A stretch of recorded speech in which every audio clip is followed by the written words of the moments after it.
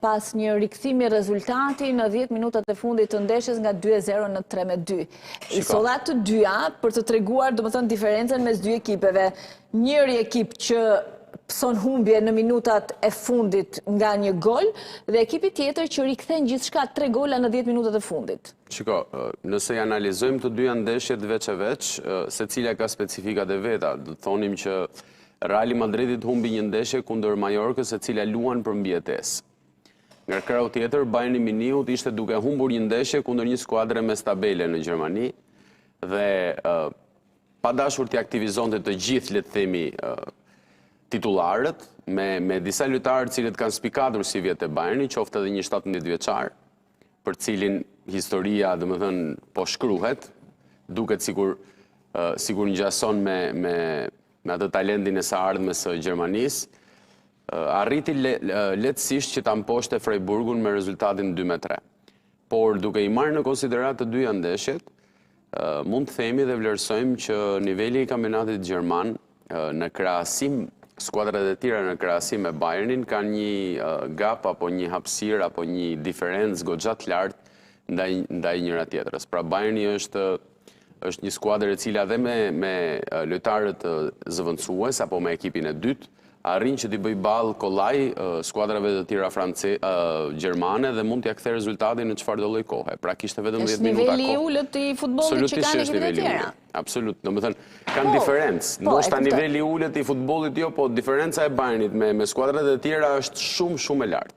Pra Bayerni është... Dhe kjo nuk e sfidon Bayernin, po dhe për ta përgatitur për ekipet të mëdha. Në Bundesliga jo, Bayerni dihet, domethënë praktikisht në 10 vitet e fundit vetë shifrat tregojnë që Bayerni është 9 herë kampion.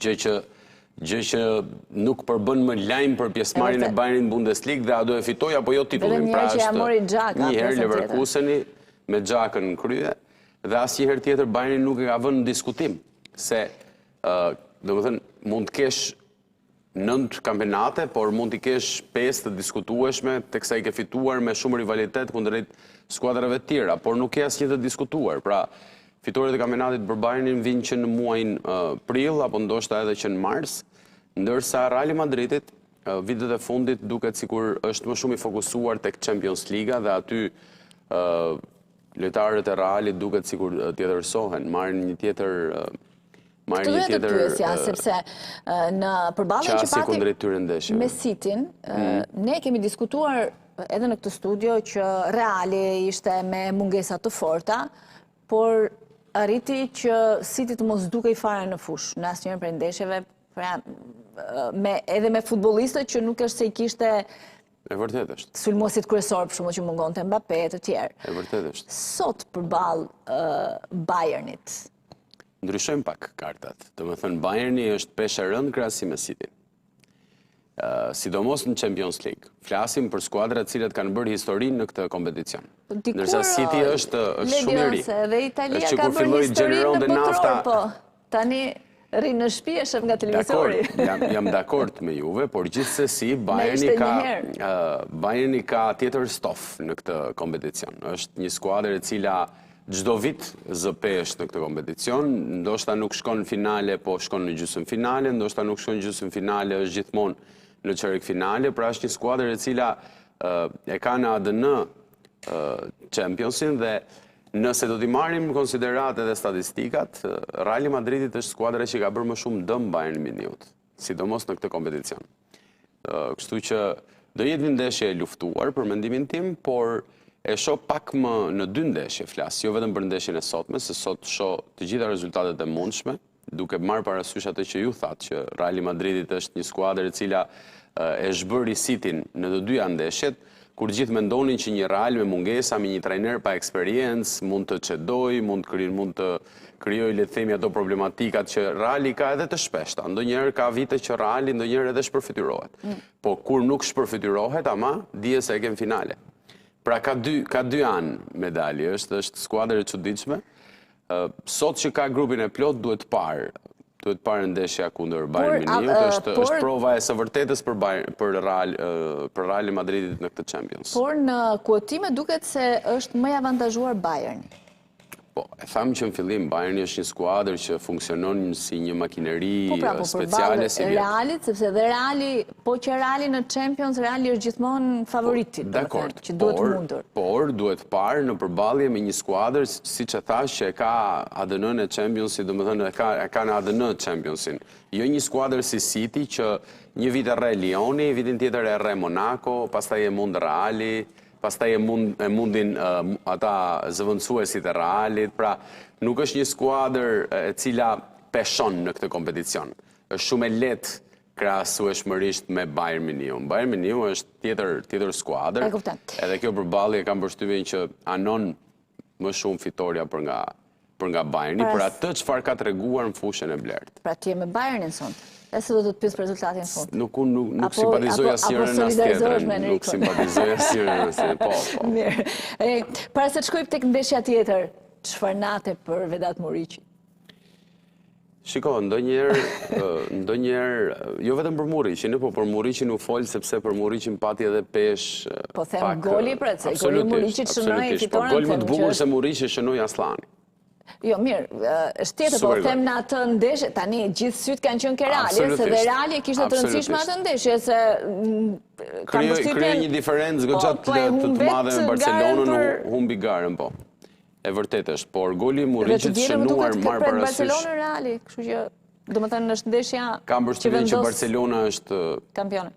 Pak a shumë domethënë drejt rrugës për kampion është e sigurt, sepse ka krijuar një diferencë goxhat madhe pikësh. Fol për Muriqin lere Barcelona. Muriqi me Realin për shkak të ndeshjes kundër Realit Madridit, le të themi pesha e golit ishte goxha më e madhe dhe shënimi i golit në një moment të tillë kur Mallorca po lufton për mbijetesë, shënimi i golit në minutën e 91. Këtu flas në aspektin kolektiv të skuadrës Mallorcës, pastaj në aspektin individual për vetë Muriqin ishte një gol që do mbahet mend gjatë pas një dështimi që rëndoi shumë mbi supet e tij, ku u eliminuan nga ëndra për botror me Kosovën, arriti që pak ditë më pas pra nuk e Rafi ndot Arda Gülerin e Turqisë, por Rafi Arda Gülerin e Realit Madridit. Po në një lloj forme po, arriti domethënë ta mposhte në një nga sfidat Arda Gülerin. Ajo që më merdi mirë është që e gjithë skuadra e Mallorcës, le të themi, e kishte përjetuar ose e kishte diskutuar këtë situatën e Muriqit tek ekipi kombëtar që shanset për të marrë pjesë në një kompeticion madhor sa vinë edhe zbehen për shkak edhe të moshës së tij, po edhe fakti që ai e dëshironte shumë, po edhe një pjesë e tifozërisë ju hodh kundër duke i vënë epitete që nuk i shkonin, sidomos Muriqit. Duket sigur aty shpërtheu edhe nxorri gjithë atë dufin e brendshëm që kishte mbledhur për atë humbje që deri diku ishte edhe pa e merituar, se nuk është se bëri diçka Turqia për të thënë. Edhe tek thirrjet mbas golit Kosova ishin. Pikërisht, edhe lojtari kolumbiani që luan tek Mallorca, mbrojtësi Kraut Majt, domethënë kishte mësuar zakonisht mirë që ky goli shkon për Kosovën edhe e përsëriste gjatë gjithë kohës. Pra ishte emocion i veçantë për të, po ta shikoje mënyrën se si ai pas golit, domethënë ishte përjetim shumë i fortë. Mirë, ndeshja tjetër e mbrëmjes së sotme, Sporting Arsenal, edhe Arsenali duket se si gjithmonë nuk e di, domethënë kur vjen fundi i kampionatit, lodhen skuadrat e Esmeralda. Po Arsenali lodhet më shumë nga gjithë. E di pse lodhet Arsenali se anglezët janë të lezetshëm edhe në batutat që kanë. Arsenali lodhet, thoshte. Tifozët anglezë thoshin për Arsenalin, di pse nuk e merr kampionatin Arsenali se lodhet duke thënë që do ta fitojmë, në kur vjen fundi, nuk e fitojnë se janë lodhur duke e kërkuar për ta fituar për batut, por Arsenali është skuadër e konsoliduar, duhet thënë kjo pjesë, nuk e di se sa, le të themi para pak ditësh u eliminua edhe nga kupa e fundit në Angli, dhe ka vetëm dy frone për cilët mund të luftojë, është Champions Liga dhe kampionati anglez i futbollit. Me kampionatin anglez që ndoshta deri diku ka një pozicion më të mirë për shkak edhe të diferencës që ka me rivalin më të afërt Manchester City-n, ndoshta Champions Liga do të mbetet ajo ëndra e madhe e skuadrës angleze. Duke qenë se kanë mbetur vetëm 8 skuadra dhe le të themi kundërshtari që Arsenali kanë letër është më i lehtë, Sportingu i Lisbonës, duke marrë parasysh që nuk e ka mundur asnjëherë ekipi portugez, ekipin anglez, Kjo i shton shanset për Arsenalin për të ndërruar për të shkuar edhe në gjysmëfinale. Absolutisht që është një ndeshje që duhet marrë në konsiderat për faktin që luhet edhe në Portugali, është ndeshja e parë, marrim parasysh që vetë Sportingu i Lisbonës erdhi në këtë fazë duke mundur Bodø/Glimtin e famshëm e duke i shuar ëndrrën norvegjezve, një remontada që pakush e mendonte pas atyre paraqitjeve pozitive të Bodø/Glimtit, ishte një rezultat. Kishte natën e gjatë, pa gjatë ëndrrën Bodø/Glimti. Pikërisht, po gjithsesi në fund fare u zgjuan nga gjumi nga një skuadër e cila nuk mendohej se mund t'i mundte. Pra, kur si mundi Interi, City, Atletico e Madridit, pra patën le themi një sër rezultatesh pozitive, nisur edhe nga ndeshja e parë kundër Sportingut, cilët e fituan 3-0. Pra, patën të gjitha kushtet për të menduar që jemi praktikisht me një këmbë në çerek finale dhe kemi rival Arsenalin. Po duket se u dehan, mungesa eksperiencës bëri që mos ta konkretizonin le themi atë mundësi që kishin në dorë. Edhe i dhanë mundësin Sportingut për ta jetuar këtë situatë. Është çuditshme se si një skuadër portugeze, Sportingu i Lisbonës, arrin në 8 më të mirat e Europës, e çuditshme. Domethënë, duke marrë parasysh se sa skuadra të mira ka, sa nivele janë, kush e mendonte që do ishte mes 8 më të mirave Sportingu edhe më pas do përballej edhe me do kishte le të themi një krah të lehtë për të kualifikuar.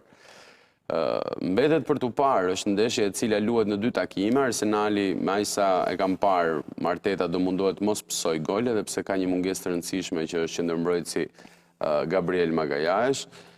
Në këtë aspekt kam përshtypjen që Arsenali do dojë ta çojë ndeshjen për kualifikim në ndeshjen e ardhshme që luhet javës tjetër në Londër. Mirë. Përmende pak Fisnik Aslanin, duket se mediat spanjolle i kanë kushtuar hapësirë të madhe, shohin disa prej tyre dhe si pasuesin e Lewandowskit të Barcelona. Shiko, pasuesi Lewandowskit kam përshtypjen që duhet të jetë një emër i cili duhet ta ketë treguar veten në një skuadër të madhe se sa i rëndësishëm është. Kështu që Aslani... Po Spanja e ka këtë që ju jep mundësin. Absolutisht që jep mundësin. Po Aslani nuk mund ta zëvendësoj dot Lewandowskin, por kurse si, domethënë, si futbollist, kam përshtypjen që do duhet të provoj një 2 apo 3 vjeçar në një skuadër, për shembull që unë mendoj që është ideale për të do të ishte Borussia Dortmundit. Duke mos ndruar ambient futbolli, duke mos shkuar në një ekip i cili pritshmëritë ka jashtëzakonisht larta, dhe duke marrë mbi sube barrën e zëvendësimit, siç e thatë ju, të Lewandowskit. Pra është një emër ikon i cili është pas Messi dhe Ronaldos është. Po në këtë kohë të fundit. Po tani është ikon në rënje. Është 38 vjeç dhe kur erdhi puna, po fundin e mban. Nxori një gol me mask aty. Brapa Strakoshës edhe atij Hysajt edhe i tha që babai nuk plaget kurrë, sidomos në ditë të vështira. Pastaj e pa me Suedin që s'bëri asgjë, tani ajo përfaqësuesja jon. E bëri se bëri, ata e bën atë që kishin në dorë. Ne s'bëm asgjë, gjithsesi, për mos shkuar atje. Nuk është merita e tij. Unë kam përshtypjen që problemi jon. Okej, dakor, po. Ndonjëherë problemi jon kthehet merit për tjetër. E kuptoj. Gjithsesi, Fisnik Aslani ka të gjitha dhënat për të qenë pas 3 apo 4 sezonesh në një ndër skuadrat më të mira të Evropës, por jo për momentin. Unë mendoj që do ishte hap goxha i lartë, do ngjiste shumë shkallë për një herë, gjë që mund t'i kthejmë bumerang. Ka ndodhur me shumë futbollistë Esmeralda që kanë bërë kalimin nga një skuadër e vogël në një skuadër shumë më të madhe, ku atje nuk ka mundësi për të pritur. Aslanin, a do shënoj, a do humbas, a është në kondicion fizik, kemi Zhegrovën, kishim Brojen ke Chelsea, pra kemi element.